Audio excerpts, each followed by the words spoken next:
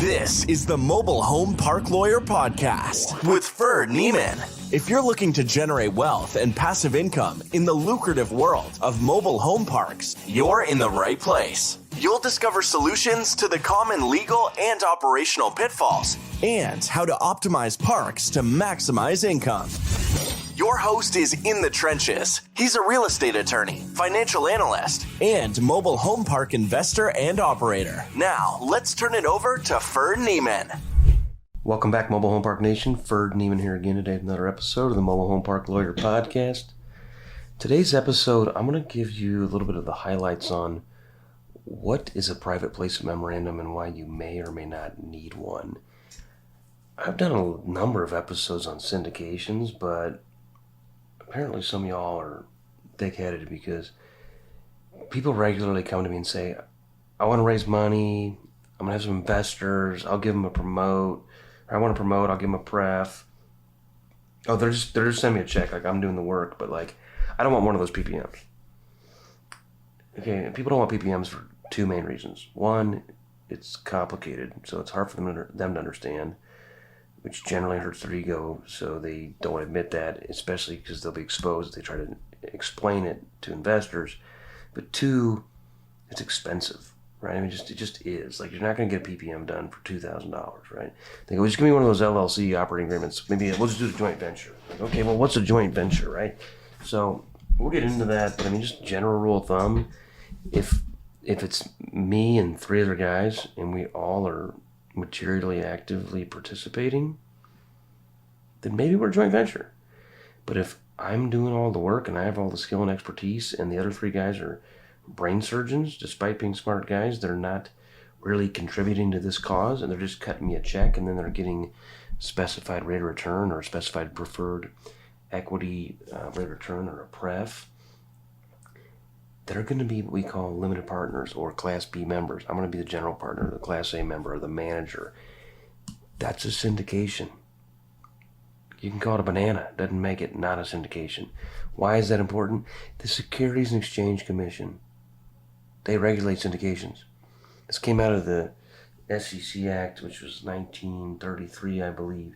And basically, it said, if you're offering securities, because you think about it, when I'm bringing on investors, I'm not selling them real estate. They're not investing in real estate directly.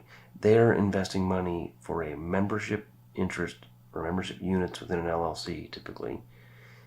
And the LLC owns real estate or one of its subsidiaries owns real estate. So I'm offering a security, okay? And securities are supposed to be regulated. That means, like, if you ever bought like stock in Coca-Cola, you get a prospectus that's warning you about all the scary things that go wrong with Coca-Cola. That's what a private place memorandum is.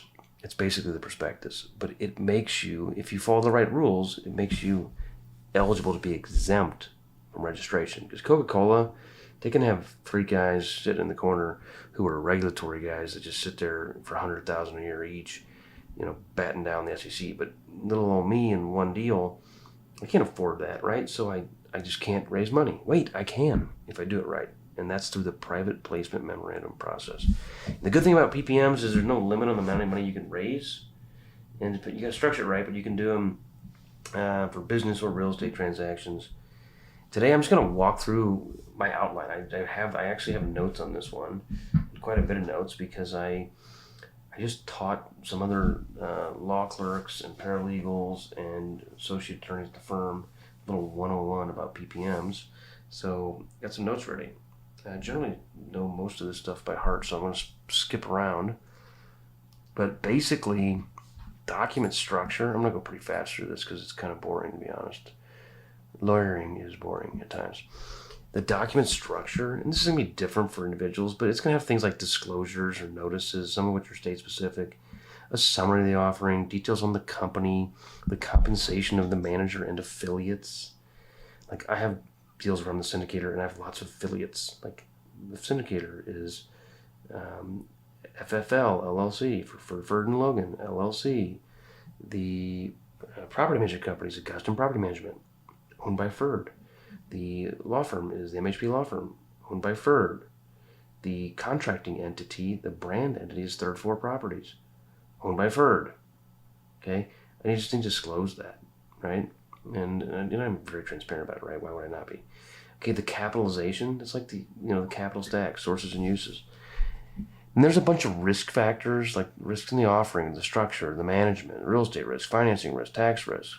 There's a section on financing. There's a section on the summary of property management, the business plan, the distribution plan, transactions with members and managers, litigation. What is the offering price and how does dilution impact it? What are the use of proceeds? Who are the eligible investors? I'll get into that. What are the subscription procedures? Give me a description of the units. Are there limiting or other provisions? What about conflicts of interest? Like, here's a conflict of interest. Ferd also owns other trailer parks. He's not giving 100% of his time in this trailer park. He might own 2 trailer parks in this market. Right? That's a conflict of interest. Like, this is not my only JOB to be the manager of this one transaction, this one PPM. There's a section on income tax consequences. That's a big deal. Then generally there's a miscellaneous glossary, and then there's exhibits. There's quite a few exhibits if you do it right. There's 2 types of offering. There's the 506B and the 506C. The way I remember them is B for buddy. Basically, C is for credit investors only, meaning rich guys. Okay, what's a credit investor?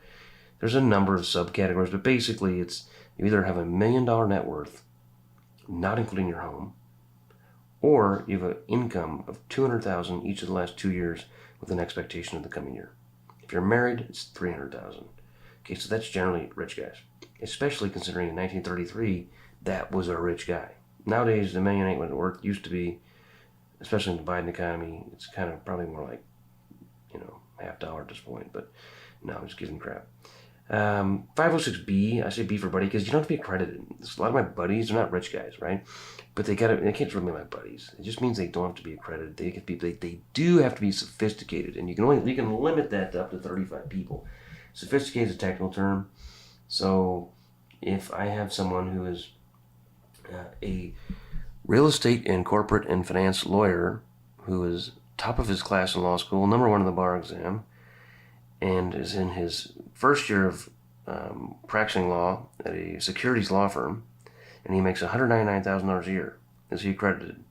No, because he has no real net worth, and his income does not qualify in quantity or in years of quantity.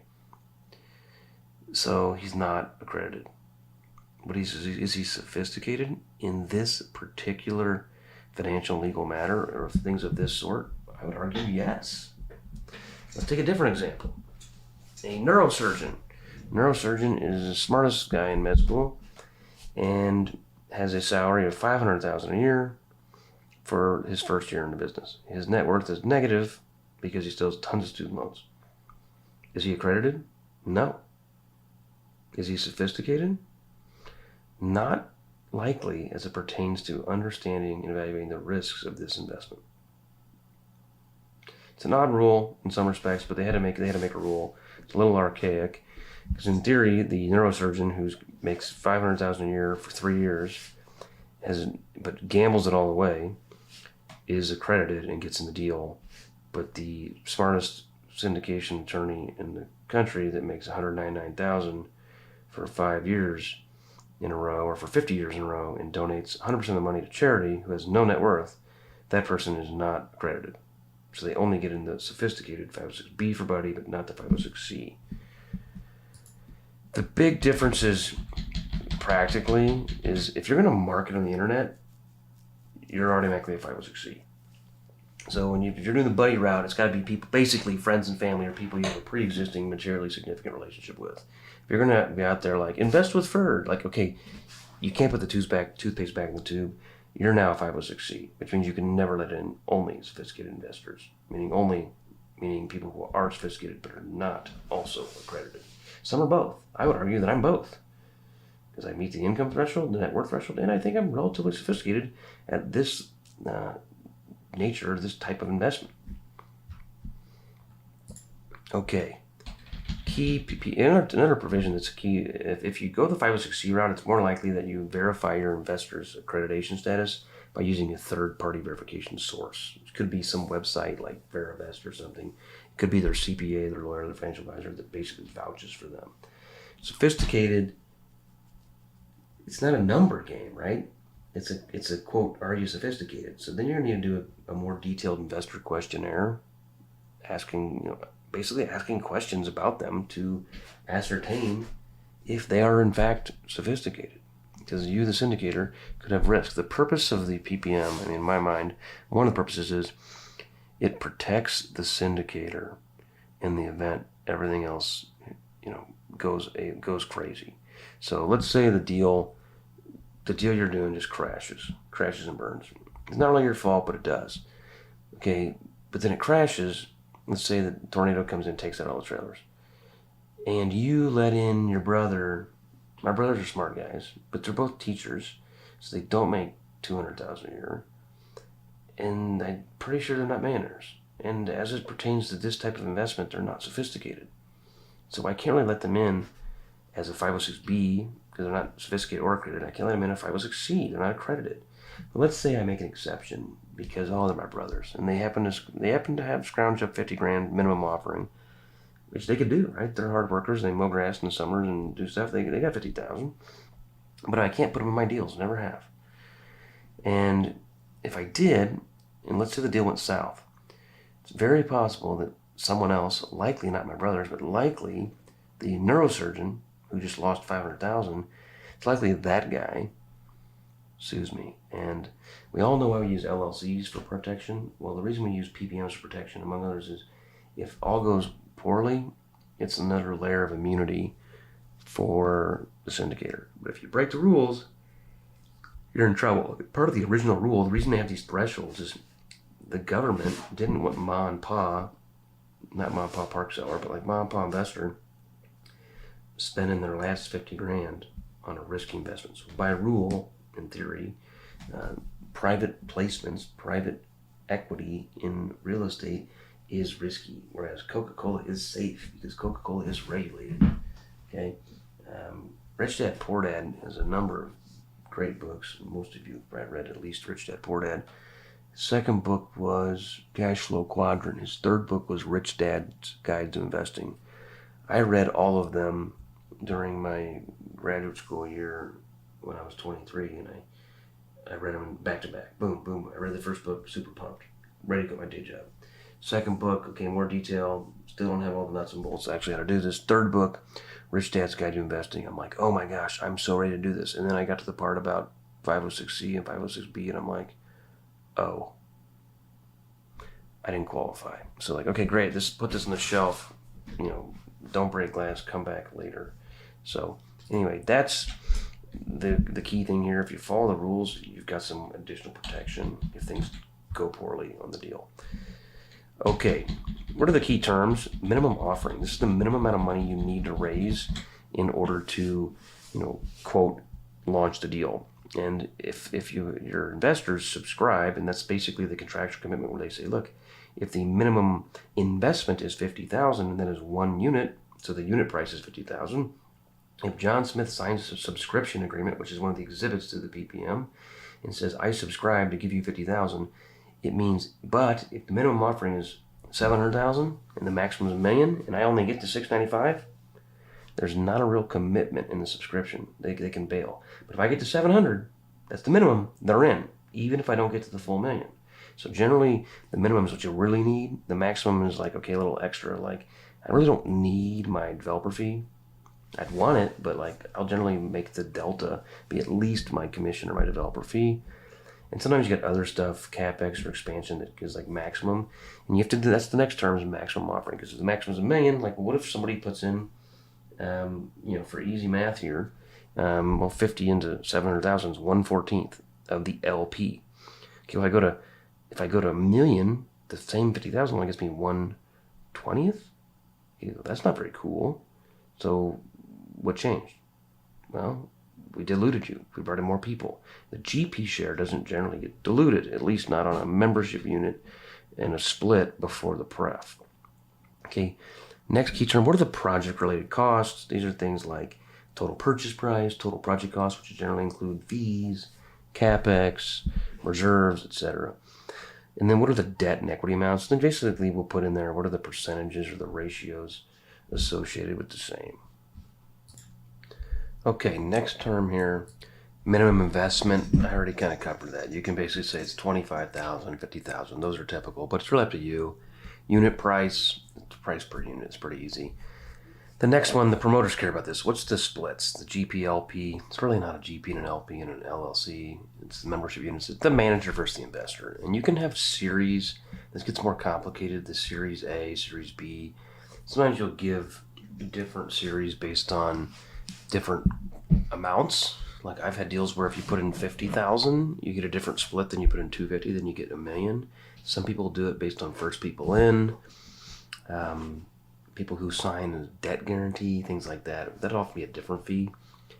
Next is the preferred return. The preferred return is basically the percentage interest or percentage return that the limited partners get in advance of the manager getting any promote.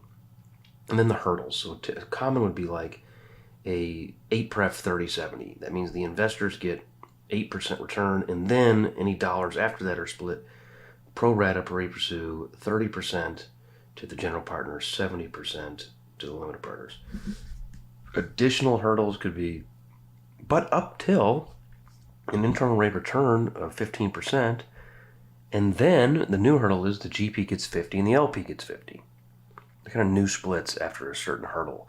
Think about the Olympic event, like you hurdle, you jump over something. When you jump over a certain hurdle, the things change, right? I've accomplished this, and then this is often called a waterfall. The priority of water falling down different layers.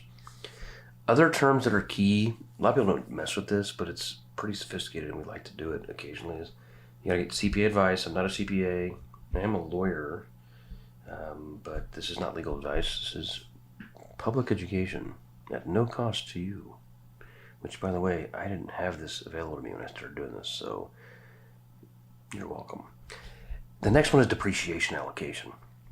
I got a whole other episodes on cost segregation, bonus depreciation, real estate professional, all that jazz.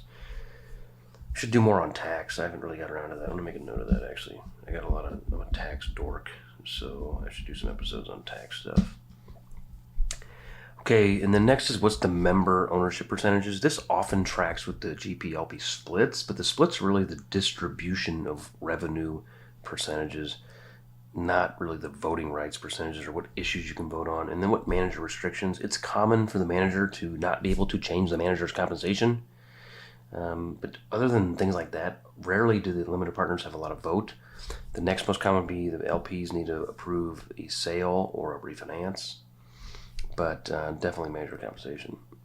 And then also manager incompetence. You can remove the manager typically for just cause. And they might require supermajority votes for some of those things, not just 51%. Depends on what the splits are. Okay, next, this is what my clients really care about. What are the fees, right? What are the key manager fees? Manager, aka sponsor, promoter, syndicator. Okay, there's an acquisition fee sometimes. There's a disposition fee. There's a refinance fee. There's a debt guarantee fee. There's an asset management fee. There's a property management fee. There are voluminous other fees you can come up with. Pick your poison. Personally, I like to do less fee and higher promote. So I would argue my deals compared to the competition are less fee driven, but I probably get a bigger piece of the pie.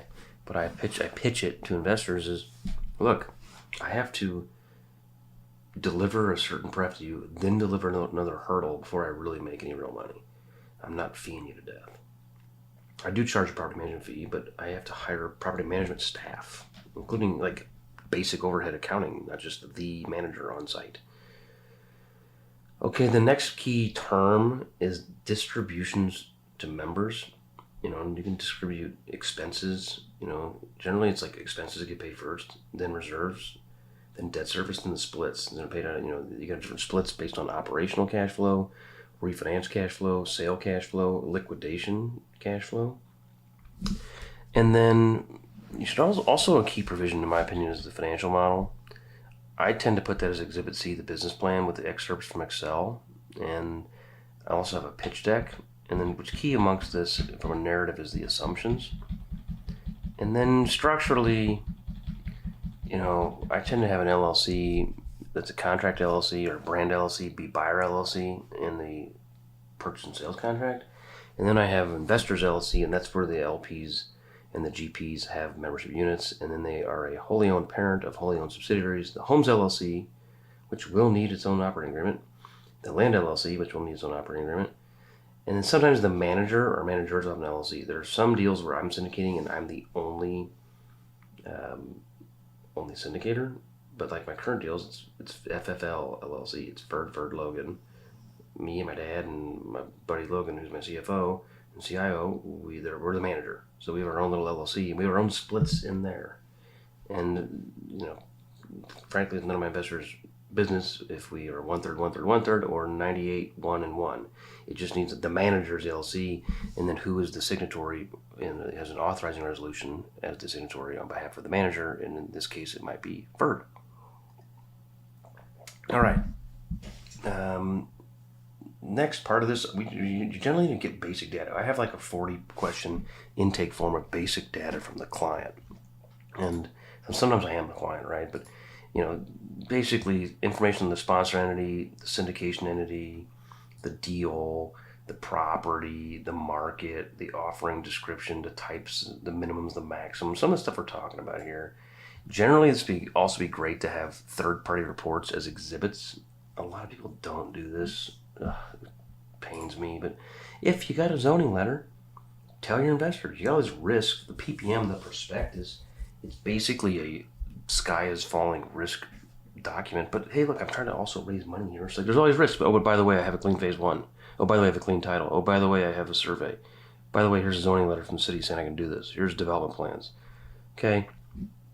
So that's a key third party. I call it Exhibit F, third party reports. Exhibit A is the operating agreement. This is a very complicated operating agreement that tracks specifically the PPM. You cannot use a regular operating agreement. Then I got Exhibit B, form of subscription agreement. Exhibit C, the business plan, which may include the offering memorandum or the teaser and the cash flow analysis. Exhibit D, the form of new member signature page. That's basically the signature page to the operating agreement saying, look, you're now a member. You must abide by the terms.